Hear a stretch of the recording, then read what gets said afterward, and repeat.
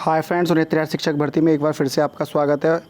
और सरकार के संशोधन करने का फैसले का जो है भारी भरकम विरोध देखने के लिए मिल रहा है, क्योंकि जो छात्र चयनित हो चुके हैं वो कहीं ना कहीं विरोध कर रहे हैं, क्योंकि उनको पता है कि उससे चयन सूची बदलने का पूरा जो है सरकार ने यहाँ पर ऐसी प्रक्रिया जो है लगा दी है, जिसकी वजह से जो चयन सूची में बदलाव है वो लगभग तय माना जा रहा है। और कारण आप सभी जानते हैं। कारण ये है कि जो अभ्यर्थी पहले से ही चयनित है, क्योंकि जो 250 शिक्षा मित्र बीटीसी और विशिष्ट बीटीसी हैं, उन 250 शिक्षा मित्रों में से 250 शिक्षा मित्र में से लगभग 60 से 70 शिक्षा मित्र ऐसे हैं जो आपका चयन सूची में को बिगाड़ रहे हैं। अब क्योंकि वो चयन सूची को या तो उनके लिए अलग से सरकार को पद ऐड करने चाहिए, और यदि सरकार वहाँ पर पद ऐड नहीं करती है तो सीधे नुकसान चयन सूची में जो पहले से ही चयनित हैं उनको होने वाला है।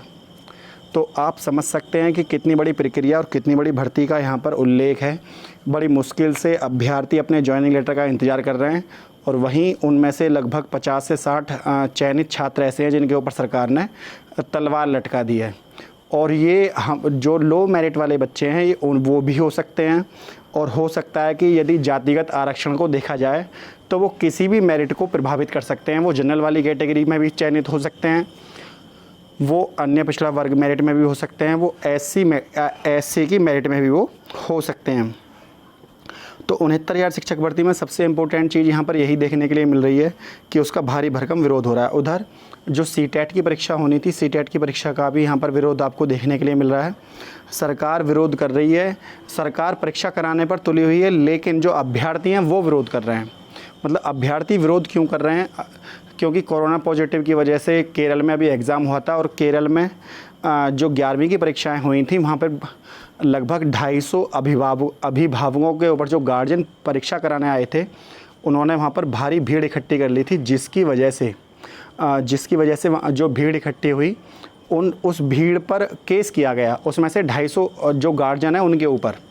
तो कहीं ना कहीं जब आप पेपर देने जाएंगे तो कुछ बच्चे ऐसे भी होंगे जिनके गार्जियन साथ में जाएंगे, वहाँ भीड़ इकट्ठी होगी, कोरोना फैलने का पूरा ऐसे टाइम में जब कोरोना बरसात का समय है और कोरोना बिल्कुल अपने पीक पर चल रहा है, और ऐसे टाइम में जो आपको पता है माननीय गृह मंत्री जो हैं अमित शाह जी, उनकी रिपोर्ट भी पॉजिटिव आई है। तो जब गृह मंत्री तक नहीं बच रहे हैं तो एक आम आदमी जो किसी प्रोटोकॉल में नहीं रहता, साधारण जीवन जीता है, वो कहाँ बचेगा? तो और इसके अलावा जो बीएड प्रवेश परीक्षा उसके एडमिट कार्ड जारी हो गए। अभ्यर्थियों को कई बार ज़िला बदलने की, जो अपना केंद्र था सेंटर बदलने की भी वहाँ पर परमिशन दी गई थी, लेकिन उस बदले हुए परमिशन से कोई फ़ायदा नहीं है। फ़ायदा इसलिए नहीं है कि जो अभिभावक हैं वो पता है कि जब वो बड़ी मुश्किल से जान हथेली पर रखकर अपने बच्चे को वहाँ भेजेंगे और बाई चांस उधर से बच्चा आकर छींक भी दे तो उसके मन पर क्या गुजरेगी, इससे अच्छा तो परीक्षा ना दिलाते तो कितना अच्छा रहता। मतलब सरकार को इस बारे में भी सोचना चाहिए कि जो परीक्षाएं हैं वो अपने स्तर पर हैं, लेकिन जो किसी व्यक्ति की जान है वो एक अलग चीज़ है, क्योंकि कुछ भी चीज़ें चुकाकर किसी की जीवन को वापस नहीं लाया जा सकता। ये सबसे इम्पोर्टेंट चीज़ है। उधर खंड शिक्षा अधिकारी की जो परीक्षा है उसे सरकार समय पर करवाने में अड़ी हुई है, और जबकि पीसीएस मेंस की जो परीक्षा है उसमें बदलाव किया गया है। तो एक ही विभाग 2 एग्ज़ाम कराता है, एक में वो एग्ज़ाम को पोस्टपोन कर देता है और दूसरे में वो परीक्षा कराने की बात करता है वही आयोग। तो बड़ी इम्पोर्टेंट चीज़ है कि या तो आप सभी परीक्षाओं को स्थगित कीजिए या फिर आप सभी के एग्ज़ाम कराइए। तो ये दो विरोधाभासी चीज़ें हो रही हैं। या तो सरकार को यहाँ एग्ज़ाम पीसीएस मेंस का भी नहीं स्थगित करना चाहिए, और यदि आपने उसको किया है तो आपको सीधी सी बात है उसके पीछे आपने रीज़न दिया है कि सैटरडे संडे यूपी में लॉकडाउन रहता है। तो क्या 16 अगस्त को जो खंड शिक्षा अधिकारी का पेपर है उस दिन संडे नहीं है क्या? उस दिन तो लॉकडाउन है।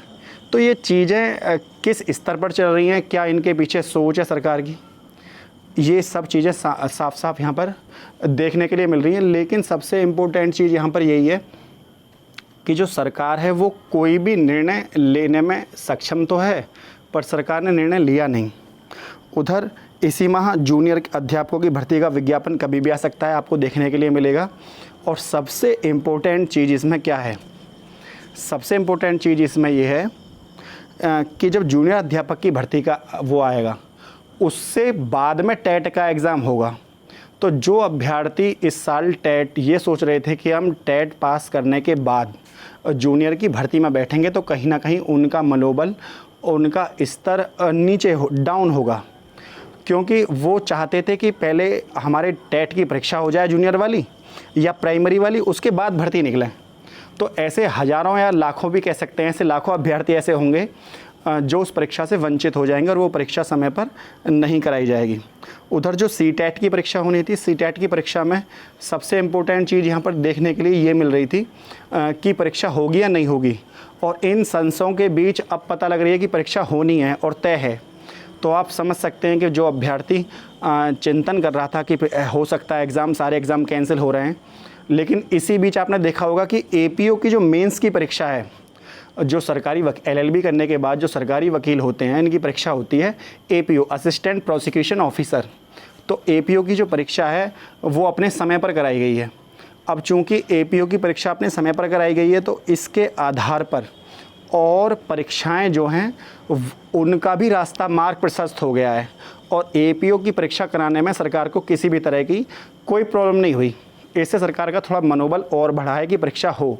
लेकिन जब आपने पीसीएस मेंस की परीक्षा को कैंसिल किया था, तो आपको ये भी सोचना चाहिए कि खंड शिक्षा अधिकारी का जो पेपर है वो भी संडे का है, वो कैंसिल होना चाहिए या नहीं होना चाहिए। सरकार के स्तर के ऊपर है कि सरकार इनको कैंसिल कराए या ना कराए, लेकिन सरकार ने इस परीक्षा को कैंसिल यहाँ पर नहीं किया है। ये अभी आपने एपीओ को एग्ज़ाम लिया, वो एक अलग चीज़ होती है, लेकिन जो बीएड में बच्चे बैठेंगे वो मोस्टली बच्चे अपने लोकल में जाएंगे, भारी भीड़ होती है। एपीओ में इसमें बहुत कम स्टूडेंट थे, लेकिन बीएड प्रवेश में बहुत काफ़ी बच्चे जाकर बैठेंगे, तो सभी की जान को खतरे में डालना सही नहीं होगा। फ्रेंड, बस यही अपडेट देनी थी। वीडियो आपको अच्छी लगी तो वीडियो को लाइक, शेयर, चैनल को सब्सक्राइब करना ना भूलें। आज के लिए इतना ही।